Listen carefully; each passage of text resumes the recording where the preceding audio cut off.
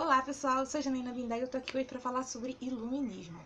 O que eu vou pensar com esses vídeos é fazer você entender o porquê que você estuda determinado assunto. E o iluminismo é um assunto interessante porque ele não acaba nele mesmo. Por quê, Bindá? Porque é um assunto que ele é como se fosse, eu vou tentar colocar para vocês como que eu posso entender o iluminismo. Vocês já colocaram dominós enfileirados em pé, um na frente do outro, né? Fez aquela carreirinha bonitinha. O iluminismo é como se fosse o empurrão que faz essas diversas peças caírem em sequência. E a que nome eu dou isso? A que nome eu dou esse efeito dominó? Eu dou o nome de revolução paradigmática. E é isso que o iluminismo é, uma revolução paradigmática. Mas por que foi tão importante? Bom, tecnicamente o iluminismo surgiu no século foi como se jogasse um querosene, né? O iluminismo fosse o querosene e diversas explosões, diversas revoluções acontecessem. E por que isso aconteceu? Para vocês entenderem isso, vocês precisam entender o que foi o antigo regime dentro da Europa. Num outro vídeo eu vou explicar melhor para vocês o que era o antigo regime de uma forma geral. Mas o que eu quero que vocês entendam a princípio, tá? O que eu quero que vocês consigam perceber é que o continente europeu, a Europa Ocidental, durante a Idade Moderna, né, quando acabou a Idade Média ou período medieval, por conta do surgimento da burguesia, por conta desse intercâmbio cultural entre Oriente e Ocidente, por conta das cruzadas, houve a necessidade, então, de se formar estados nacionais, se formarem países, tá? Não a composição que ela tem hoje, os países como estão hoje, dispostos no continente europeu, porque houveram duas guerras, né, mundiais e moldou o mapa geográfico, assim, geopolítico e geográfico da Europa de uma forma diferente. Mas, a princípio, os estados nacionais passam a se formar por conta dessa necessidade de comércio, nessa necessidade que a burguesia, que era uma nova classe social que estava surgindo no mundo, precisava praticar o seu comércio. E por isso os feudos já não atendiam mais as necessidades deles. Por isso a criação de países no lugar de feudalismo. Por isso que o feudalismo foi caindo, foi sucumbindo, e aí surgiram os estados nacionais. Mas o que tem isso a ver com o iluminismo? Olha só.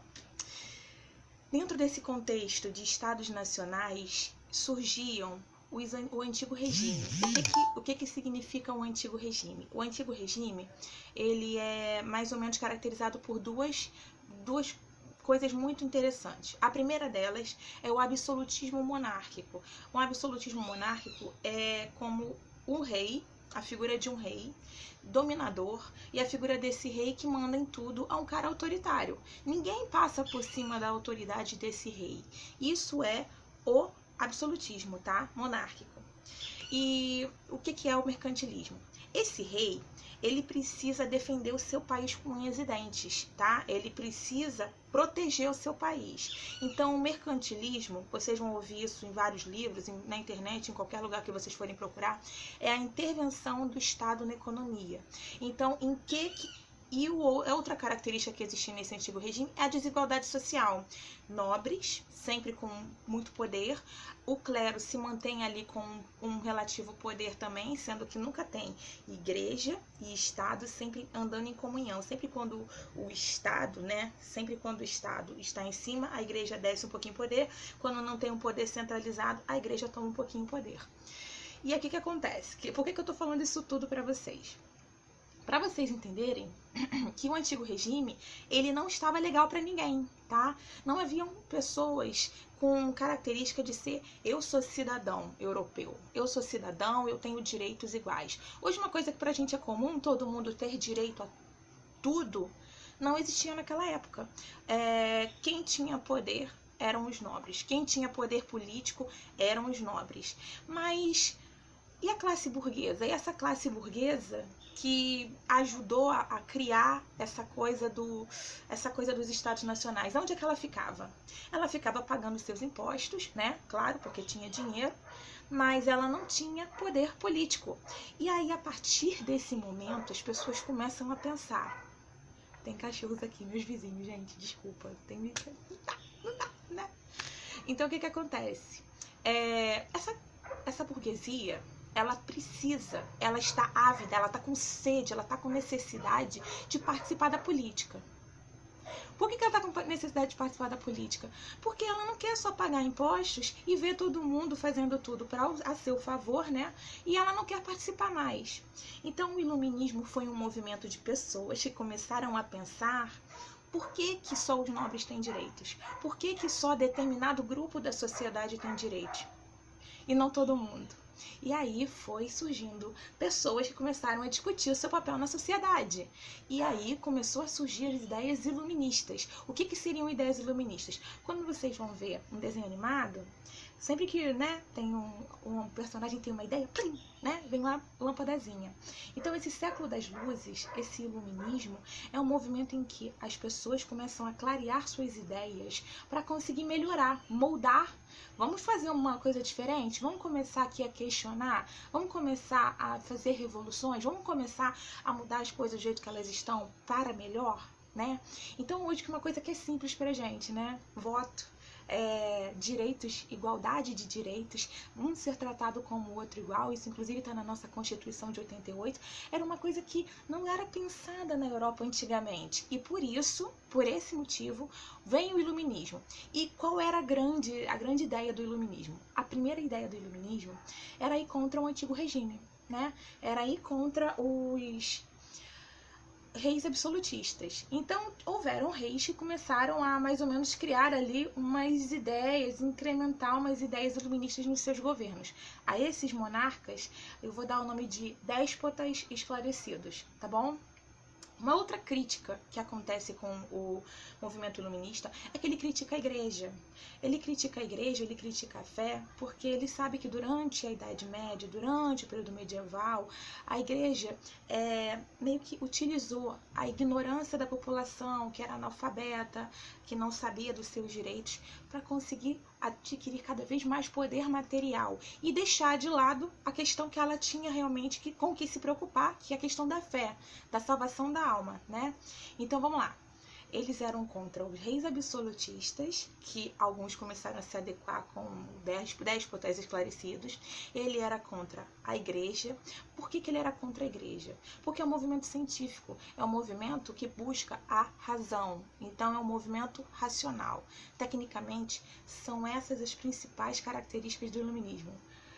Crítica, né, ao absolutismo, crítica à religião católica, né, que ficava ali, né, mais ou menos tentando se manter no poder, mas esquecendo um pouco, né, durante a Idade Média, de todo o seu, do que ela realmente deveria se preocupar, que era a fé das pessoas, e principalmente se preocupar em dar igualdade, dar voz a essa classe social que estava surgindo, que era a burguesia. Não só isso, tá, gente?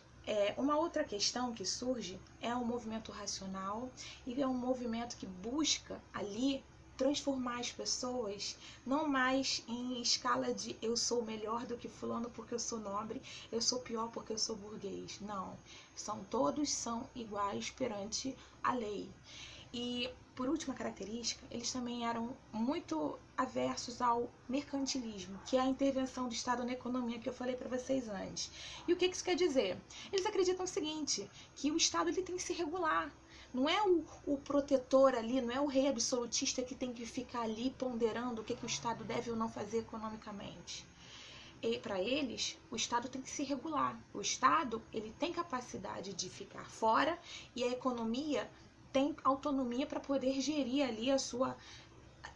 quando acontece alguma coisa ruim, tentar melhorar, tentar, né, fazer com que ela fique estabilizada sem a intervenção do absolutista, sem a intervenção do Estado. E eu acho que foi um movimento muito legal, porque ele surge com a ideia de renovar, com a ideia de mudanças. E, cara, eu vou falar isso pra vocês, eu já não tô falando mais de iluminismo, não. Eu tô falando de tudo, tá? A gente reclama muito de política, a gente reclama muito porque os políticos têm muitos poderes e porque a gente nunca consegue fazer nada. A gente reclama porque a nossa sociedade é injusta, é desigual. Mas quantas pessoas pararam pra correr atrás, né? Pararam para fazer coisas para melhorar a situação, né? A gente não vê isso muito hoje em dia. Todo mundo vai lá, Facebook, porque eu protesto no Facebook. e, né, não faz nada. Então eu acho que o movimento iluminista ele foi legal porque naquela época não tinha internet. Então esses caras começaram a fazer o quê? O boca a boca, começaram a propagar as suas ideias e começaram a ter ali o apoio da burguesia que queria realmente ter poder. Então realmente foi um movimento de cabeças pensando para melhorar uma sociedade. Melhorou tudo? Mudou tudo? Mas mudou muita coisa, mas melhorou bastante, entendeu? E por que foi uma revolução paradigmática? E no início do vídeo eu falei sobre aquele efeito dominó, tá? Porque é o seguinte, graças ao iluminismo, surgem movimentos de transformações ao redor do mundo, tá? Um desses movimentos que vocês vão conseguir entender bem é a Revolução Francesa.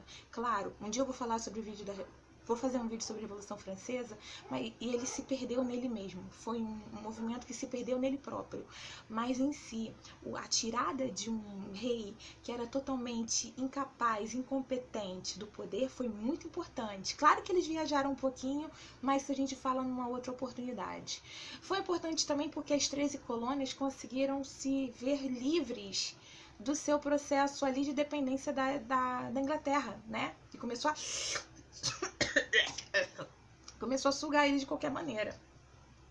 E o iluminismo vai ser, inclusive, referência aqui a movimentos brasileiros, como a própria Inconfidência Mineira, né? É importante a gente estudar esses movimentos, é importante a gente explorar esses movimentos antigos por um motivo muito simples, porque são eles que provocam na gente um sentimento de porra, podia mudar alguma coisa, né? Podia fazer alguma coisa diferente aí. Se todo mundo abrisse um livro, começasse a estudar, começasse a se melhorar, começasse a pensar um mundo mais justo, de fato, né? As coisas melhorariam muito, né? E ali conseguiria fazer movimentos de pessoas lutando por seus direitos de fato, né? E não ficar só ali, ó, pô, a política tá mal, não ganho bem, só pago imposto, tananã. A revolução e as mudanças começam da gente, né? Acho que é bem por aí. Só que para finalizar esse vídeo, eu tenho o seguinte, eu tenho uma paródia que eu fiz de um funk, que eu não sei qual era o funk. Era um funkzinho bem antigo que eu ouvia, né? Calça da gangue, toda mulher quer, 200 reais. Era um funkzinho assim, pra poder gravar e guardar o nome dos principais iluministas. Eu vou ficar falando, citando cada um deles? Não, pega o seu livro e vai ler. Eu falei por que você merece, por que você merece saber sobre o iluminismo. Mas daí, a falar sobre Jacques Rousseau, John Locke, Voltaire, Kant, Diderot, Montesquieu, é com você. É você pesquisar um pouquinho a fundo sobre esses caras que foram realmente importantes para a história, tá bom? E eu quero falar uma coisa. Os iluministas, eles também entravam em conflito com os próprios ideais, com eles mesmos, tá? Eles não compartilhavam todos os mesmos ideais, alguns entravam em conflitos. Um deles que eu vou citar aqui, que eu achei maravilhoso, é o Montesquieu. Por que o Montesquieu? O Montesquieu ele foi um cara que foi responsável pela... Não só ele, tá? Houveram outros, mas ele é o mais famoso pela teoria da tripartição dos poderes, que eu vou falar numa próxima oportunidade. Poder legislativo, executivo e judiciário, né? Um triângulo aí que forma o nosso sistema atual, que infelizmente está falido porque eu não acho que funciona legal. Mas isso é uma outra oportunidade. Eu vou cantar a musiquinha pra vocês, tá? É assim, ó. Jacques Rousseau, John Locke e Voltaire, Kant, Montesquieu e Diderot também é o quê? Iluminista, pouca fé, muita razão. Veio da Europa causando revolução. Se tu não aprendeu, se liga que eu vou mandar. Agora é outra e a ciência vai pegar. A ciência vai pegar. É isso aí, gente. Jacques Rousseau, John Locke, Voltaire, Kant, Montesquieu foram grandes personagens do iluminismo, né? Eles não foram coadjuvantes, eles foram personagens principais e vale a pena dar uma olhadinha sobre eles, tá? Um beijo, fiquem com Deus.